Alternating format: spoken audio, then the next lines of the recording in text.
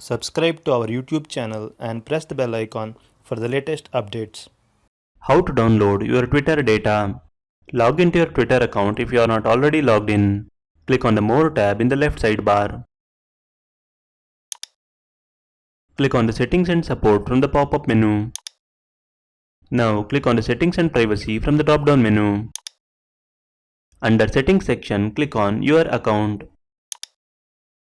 Your account settings page will open.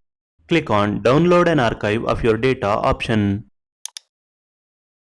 You need to verify your Twitter account to proceed. Choose your preferred option. I will choose email option. Now enter the verification code received on your email address.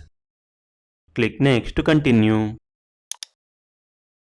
Under Twitter data section, click on Request Archive button. Once the archive is ready, you will receive an email with a link to download your archive. This is how you can download your Twitter data. Thank you for watching.